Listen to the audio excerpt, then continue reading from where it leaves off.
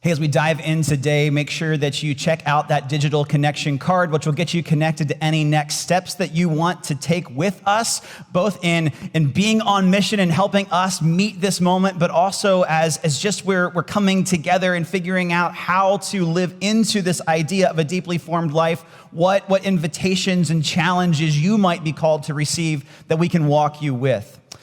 C.S. Lewis once said this in his book, First and Second Things. He said, "A woman who makes the dog the center of her life loses, in the end, not only her human usefulness and dignity, but the joy of dog keeping. The man who makes alcohol his chief good loses not only his job, but his palate and capacity to enjoying earlier and only pleasant levels of intoxication. We have to care for something else more than we care about the preservation of it." And as a newly formed dog owner, I get this quote, right? But what is Lewis saying? He's saying that when we take these secondary good gifts that are given to us and make them the primary object for how we find life or how we leverage them to bring life, we often will end up creating self-destructive relationships with those particular things, either because we place a burden of deity on it, a form of worship. This exists to fill me, to make me whole, that ends up crushing both ourselves in that particular thing, and ultimately, in the end, brings harm to others in the process. Because as in the analogy shows, somebody that has a self-destructive relationship with alcohol, that doesn't just stay as a solo venture, that often spills out into the destruction and erosion of other relationships as well. So the essence of this series, The Deeply Formed Life, is for us to sort of pause and take captive and to think about, in the pace of the burdens that we're facing, our reactions to a moment of crisis, the narratives that we've kind of formed around in our trauma. What are the things that are nourishing us and fueling us, and what's the fruit that's coming out as a result of that particular thing? And it's that comes to mind for our series as a whole, what we've aimed to do with The Deeply Formed Life. Today we want to look at that through the concept and the lens of sexual wholeness. Now I use that phrase intentionally because what I'm not talking about is a biology lesson. We're not trying today to bring a single issue, perspective on a large and broad topic, and sort of evaluating it through the lens of what's 20 minutes on this particular narrow focus within a very large category. Rather, it's to say, we know in culture, right, that this is everywhere, that this is like this topic of where we find sexual wholeness, how to find sexual wholeness is used from not just how we identify ourselves, but like where to buy pizza, and where in like dryer sheets, that was like a commercial I saw last night. It's everywhere. And yet, though it fills up our group texts and it's the object of a lot of joking in circles and tables around you, it is a really difficult thing for us to talk about in an edifying and helpful way. And so today, more than a series of action steps or sermon points on mastering a topic, we want to suggest a posture for how we can begin to engage this conversation well. And if I might just spoiler alert say, we're largely talking about the idea of the invitation to intimacy that's offered in the scriptures. That in a world of starvation and fast food diets that call us to a place of eat and be full, the gospel invites us to a banquet, invites us to a posture of wholeness. Let's talk about what that means today through Luke chapter 7, verses 36 through 50. So there's this dinner party going on. Now, there's two things that probably are good for you to know about the essence of that dinner party for this to make any bit of sense. Number one is that this is in a public or pseudo-public place, so it's certainly going to contain people that have the ability just to kind of walk up on the scene, right? If you're dining outside right now in one of the parklets, you know that random people can walk up to you and begin to engage you while you're trying to eat your crab dip. And that's the kind of situation we got going on here in this particular scenario, because this is a person who was not going to be invited to this party. The religious leader is not going to invite this woman that he would view to be of ill repute to be part of this theological conjecture. The second thing to know is that everybody's feet's out. right? This is not a situation where people are huddling around cocktail tables with their slick new shoes. This is a situation where people are reclining. They're not sitting underneath the table. So this is a little bit, for as weird as this passage is about what happens, it's not weird in the sense that Jesus' feet would have been exposed in a place that is accessible to this particular woman. So as the Pharisee is having a party, which is going to be in-depth conversations about all things spiritual, let me kind of pepper Jesus on the things that I think he knows or don't think he knows. This woman kind of co-opts the scene with her particular response to Jesus. So she approaches Jesus and begins to, as the text says here in verse 37, take this alabaster jar of perfume, this small little thing of perfume, and begins to weep, begins to wet Jesus' feet with her tears, begins to wipe them with her hair, kissing his feet and pouring this perfume that she's got around her neck on his feet. Now, this is scandalous. It's scandalous on a number of levels, right? Because Luke gives you the sense that she's already got a reputation within the community of being a person of questionable character, which is sort of code for some commentators go, okay, this is probably a prostitute, but if it's not a prostitute, it's at least a person in this small town or this small area that other people know, man, she has dealt with whatever baggage she's got in a particular way that they would find like not in keeping with the religious in crowd. Okay? And for any woman in the first century, but particularly for this woman to lower her hair, oh man, we got a scandal going on now. She lowers her hair. It's a posture of intimacy. She enters this scene and engages Jesus' feet with this posture of incredible intimacy that is definitely the situation at a dinner party that would make everybody go, what is happening over here? Like if you know, the Pharisee's trying to throw a little get together where he has interesting spiritual conversation, and this happens, suddenly this is not in keeping with the script. And so this Pharisee, he projects, right? Verse 39 tells us, what does he do? He looks at Jesus and goes, if he knew who she was, and if he was a prophet, then he wouldn't let her touch him, right? The teachable moment in the line of like good Pharisaic rules would be, you get away from this woman, you like scold her, you chide her, you make her feel shame, because you don't do that if you're a holy man. The way that he engages her creates this catalyst of conversation to where Jesus slips into this moment where he has this parable that he gives to the man, right? And in this exchange, you can see it there in verse 41, he begins to unpack for this particular guy his own blind spots on this particular topic. And how this woman that he's labeled and outsided in her approach to intimacy with Jesus has a better understanding of the invitation of Jesus than this guy who wants to sit around and talk theological shop. That the woman who is of ill repute, that is willing to pour out what she knows about the giving and conveying of love in a world that has commoditized her, has a better sense of the gospel invitation than the guy who wants to sit around at the table and win a theological argument. And that is the essence of what Jesus has come to do. So there's a guy named Christopher West who said, in this world of commoditization on the topic of sex and intimacy, we've got three approaches. There's the banquet approach, there's the fast food approach, and there's the starvation approach. And you actually see all three mentioned in this text, right? Because what is Jesus doing at the dinner party? He's trying to give a picture of what actually is being offered to you and I in terms of real intimacy.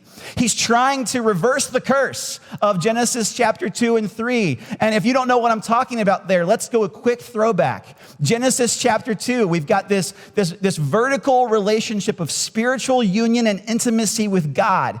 And then we've got Adam and Eve, who exist as sort of an opportunity to give and convey the overflow of that spiritual intimacy with God into the confines of their relationship and the confines of creation. This intimacy intimacy is perfect and beautiful. Genesis says they were naked and they felt no shame. But you get one chapter later, and it is a culture of passive aggressiveness, blame shifting. Intimacy is fractured to alienation and finger pointing. They have an improper relationship with just their approach to themselves and their approach to one another, and everything fractures. And so much of the Genesis 3 like call to arms that God has, like I'm gonna restore what's fractured here, is if you look through the scriptures, evidenced in this vision of a banquet, right? Where people are invited back to the table, where the masks come off, where the walls are broken down from both the communion meal to ultimately in Revelation, the wedding supper of the Lamb. Like what Jesus has come to do, and we see here in this dinner party, is that Jesus is trying to usher in what real intimacy looks like. That this guy who wants to sit around and win theological arguments to earn his place at the table will miss the mark of what Jesus is actually offering. And the person who's willing to lay their hair down and to say, hey, take this view of like how I've been burdened, how I've been commoditized, how I've been used, probably all kinds of negative images. Jesus, if I lay this at your feet, can you be trusted with it? And the answer is yes. That there's an invitation for healing in this banquet. And this is such an important posture for us to consider on this topic of what we'll call sexual wholeness in a commoditized world, which is the point of the parable, the point of the whole narrative is that everybody in the conversation's got baggage. Everybody in the conversation's got something that they're dealing with that is fractured in this conversation. And immediately we may armor up at a conversation like that, or at something like that. We go, wait, well, not me. Like, I'm the one that knows and have been acquainted with the scriptures since I was this particular topic, or I'm the person who has gotten to a real place of self-actualization. So what we're really prone to at this point in this conversation is to armor up and to be defensive and to miss the invitation of the gospel, which is to say, think critically about the things that are forming us and be transformed by the intimacy Jesus offers. See, we're prone to being critical people on this topic, particularly with those who we would think, oh, they don't belong at the party or they don't belong at the thing. But what Jesus is actually inviting us to do is to see where shame has robbed us of the invitation to really experience and encounter intimacy with Jesus, right? The whole, imagine the scuttlebutt at this dinner party when this woman is doing what she's doing. They might say things like, has she no shame? Or whatever first century equivalent that would be, right? What are they really doing? They're projecting their own like shame into this conversation and this topic. And they're making her a point of like, a point of conversation to dodge their own insecurities on this particular topic. Erin Faith Moniz says, we are not simply pieces in an economic transaction. Intimacy is a framework for how the gospel lives and exists in our lives. It contains messages of restoration, identity formation, sanctification, and sacrificial love. That the love of God is intending to invite us to something that's transformative and reordering how we approach intimacy, not just at the core between us and God, that it's accessible, but in our shoulder-to-shoulder relationships with one another. That the person at the party that's judging this particular woman will see not just himself differently, but to see her differently. And that for this woman who's been objectified, that she would find literally a place at the table, that she would receive grace and mercy, and not in a way that says, now you got to go back out and deal with that all again, but rather a reordering of those pains, a reordering of those burdens in light of how she's been loved. So Chris West, go back to that initial thing. There's two other ways that we tend to deal with this banquet that's being offered to us, right? The banquet's being offered to us, but we live in a diet of starvation.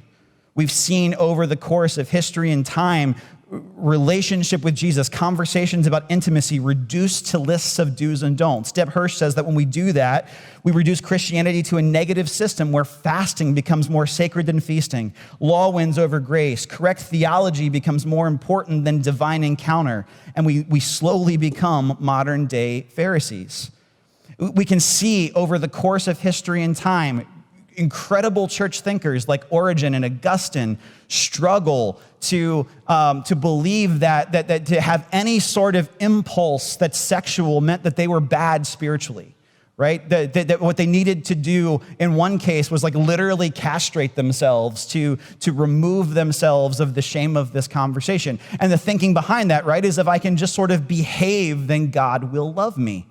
If I can do the right things, God will love me. And while the holiness of God is, in that case, elevated, one of the drifts is that we might create in ourselves this very posture of a failure to understand that we are invited to the table because of what Jesus has offered and not because of how good we are at behaving. You know, that we might live differently, but only first out of how we've been loved. So to live on a diet of just starvation when it comes to just to say, hey, any conversation about intimacy is one I got to do like this. Any conversations about sex words, one where I have to go la la la la, gross, is the wrong approach. But rather, how does the love of God inform and shape like how I think through desire for connection, how I think through how to navigate the difficult waters around me? Right? This text also shows us the danger of a fast food diet, right?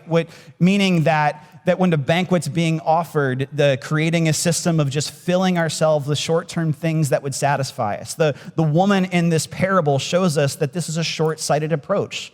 That for whatever reason, she's in a place of exploitation, whether it's that she's trying to survive and advance in her culture and time, or whether or not she's being proactively exploited. We don't know her story. We're not given the background, but whatever the narrative is, we know that like she's obviously just in a great deal of hurt. She's in a great deal of pain.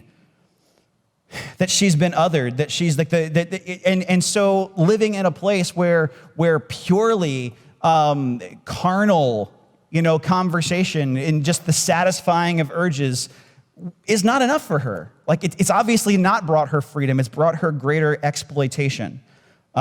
You can see this culturally. Donna Freitas, who is not a follower of Jesus, who does not consider herself a person of faith, just wrote a book a few years ago called The End of Sex about hookup culture. She surveyed 2,500 college students. 41% of them said that they are carrying a deep pain of sadness or despair regarding a posture that said, hey, if I just hook up and I have fun and I live my life as a young person, I'll find freedom. The 41% of them were carrying with them a great deal of hurt and pain that it lived in the idea of just, I gotta feel good right now.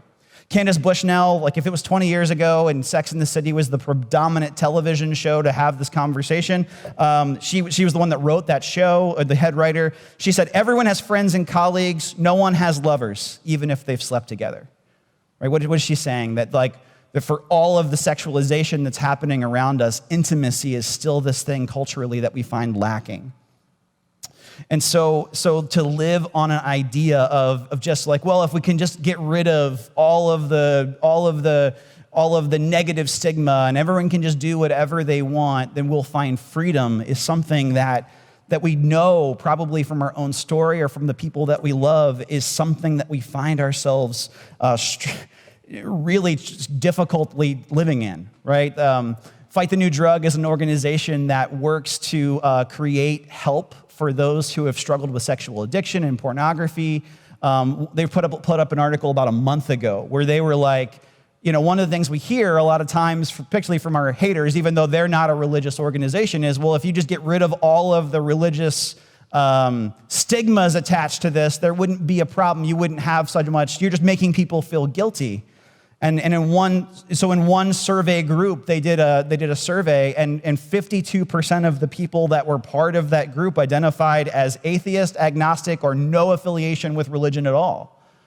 So it maybe speaks to this idea of what Lewis was talking about, that we've been made for a banquet, but we've lived in a world of fast food. We've lived in a world of starvation, and we're struggling to find our place at the table.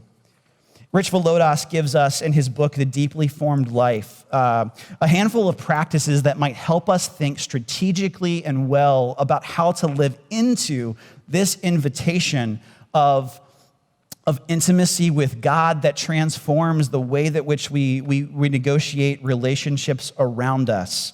The first thing he says is we've got to name the messages that have been formed in us regarding this topic of sexuality and intimacy. So the pain of past relationships, the trauma that maybe we've experienced.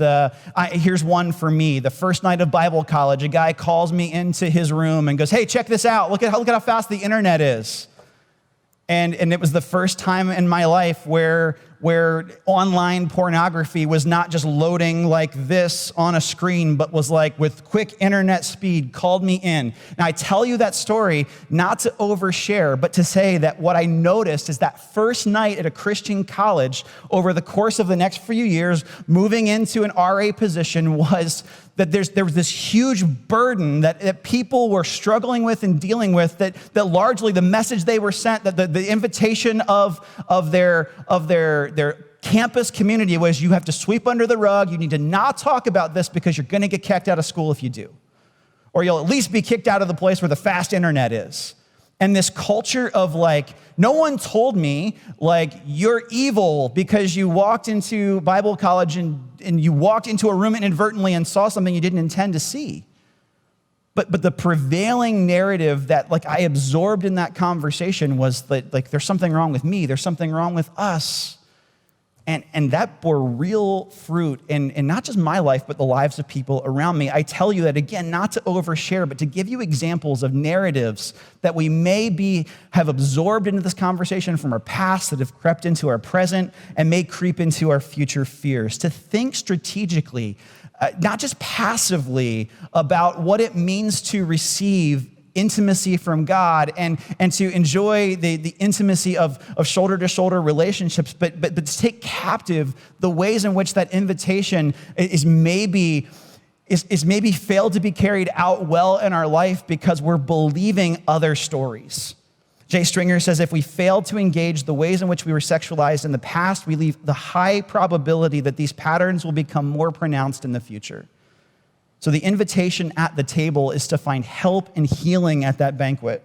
Second is this, what Villodas calls the practice of sobriety, which he doesn't mean the starvation diet of just running from everything, but to say early followers of Jesus tried to walk in sexual integrity, right? And that's easier said than done, right? You have Song of Solomon, which is some of the most intimate, dare I say, erotic language in the whole Bible, and yet we know Solomon is a philanderer. The tension of living into that aspirational, intimate relationship with God, but also in the closest circle of our relationships, calls us to say, how do we navigate this with integrity right now? Not just 20 years from now, not just 20 years ago, but right now in this moment. The sexual ethics of the New Testament were intended to show new followers of Jesus that like, hey, you've heard that Rome is a Roman dude, you just do whatever you want to do. No, we're going to think differently about that because we're invited to something greater, and we're invited to bring a bigger picture of hope to the world. So when we think about the idea of walking in sobriety, what we're really talking about is not just dodging all the naughty things so that we live in a way that God invites us to the table, right? That's the opposite of this parable, but rather to say, what does it look like for us to walk in integrity in this topic? To walk with humility and empathy in this topic where we're so prone to finger point and go, well, they don't belong and they don't belong.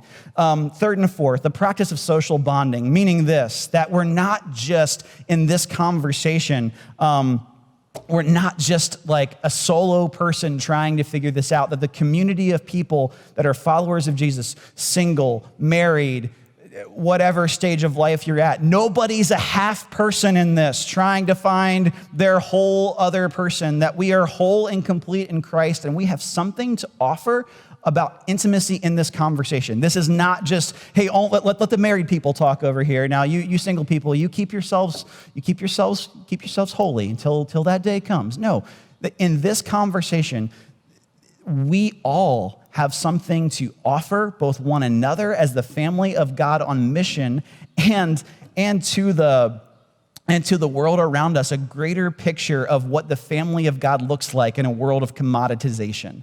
Volodas talks about touch and lovemaking, and it's a little bit weird to get into the semantics if you're not reading the book along with that, but here's what Aaron Faith Moniz would say it is. With the foundation that we've moved into today, we can have healthy discussions about family, dating, friendship, singleness, chastity, community, marriage, sexuality, and all the behaviors that need gospel transformation for health and flourishing.